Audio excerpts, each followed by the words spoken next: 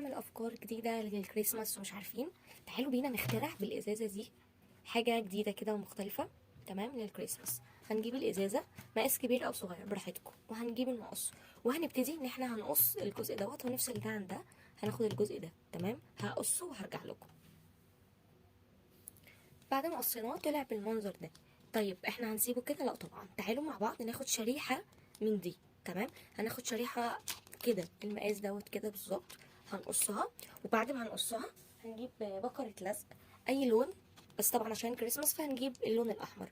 بعد ما هنقصها هنلفها طبعا بالشريحه دي. يعني انتوا مثلا خدوا نفس المقاس اهو، المقاس بتاعت بكرة اللزق. تمام اهو، هنبتدي ان احنا هقصها وهخلفها بالاحمر ده وهرجع لكم. اوكي، بعد طبعا ما غلفتها طلعت بالمنظر ده. شايفين الجمال؟ تمام. طيب هنعمل ايه؟ عايزين نخرمها. فهناخد الدايره دي على البوتاجاز، وهنجيب زي حديده او مسمار وهنسخنه وهنخرمها. هعملها على البوتاجاز وهرجع لكم. بعد طبعا ما عملتها اتخرمت اهو الخرم.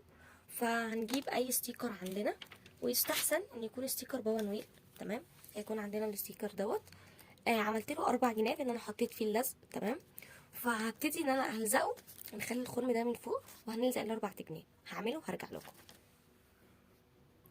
بعد ما عملتها طلعت بالمنظر ده. بص شكلها كيوت ازاي. تمام، الخرم اهو من فوق. طيب احنا بقى مش هنسيبها كده. لو عندنا الخيط، بكرة الخيط ديت اهي شكلها. تمام، هنقص منها المقاس اللي انتوا عاوزينه. مش انا قصيت منها الطول دوت. تمام، هنبتدي نربطه من تحت. نربط.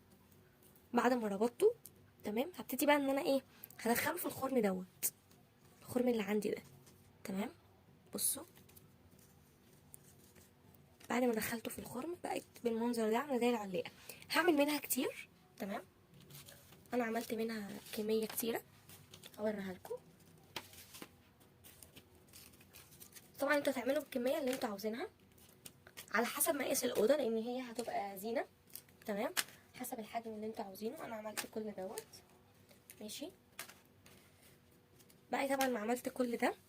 تمام، هجيب معايا من نفس الخيط دي، هقص على العرض بتاع الاوضه او الباب اللي انا عايزه اعلق فيه الزينه ديت.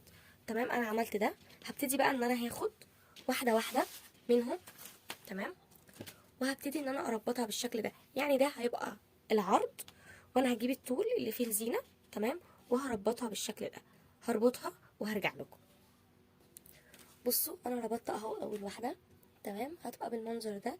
والربطه دي اللي هي الطول. طبعا بعد ما هخلصهم كلهم، بصوا بقى حابين نعمل ايه، واحده بقى طويله واحده اقصر، تشكلوا بقى ان هما كلهم بحيث ان يدي منظر حلو. هعملهم وهرجع لكم. بس ثواني استنوني في الاخر بعد ما تشوفوا، عشان هنعمل حركه حلوه قوي هتعجبكم، عشان مش هينفع ان احنا نسيب الربطه دي كده. تمام، استنوني ثانيه واحده. بعد طبعا ما ربطتهم، فعلشان الحته دي ما تبقاش كده، يعني بصوا احنا دي اللي هنربط منها. تمام، فما ينفعش ان دي تبقى واقفه كده. فهنجيب كبريت او ولاعه. تمام، وهنجيب الكبريته وهنيجي من عندها كده وهنعمل دي كده. ثواني، هي طبعا يستحسن الولاعه.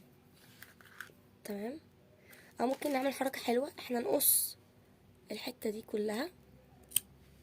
بعد ما هنقصها نعملها بالولاعه على طول او بالكبريته، تكون اسهل طبعا لينا.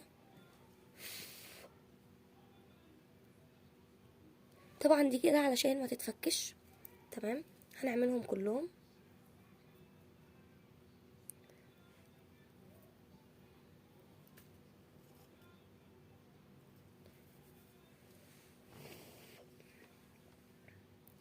طيب عشان مش عارفه اعملها قدام الكاميرا، فانا هخلصهم كلهم وهرجع لكم.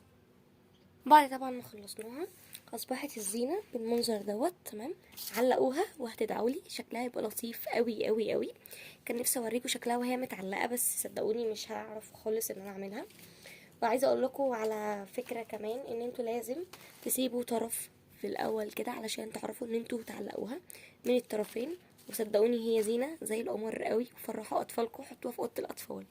باي باي، واستنوني تاني فكره جديده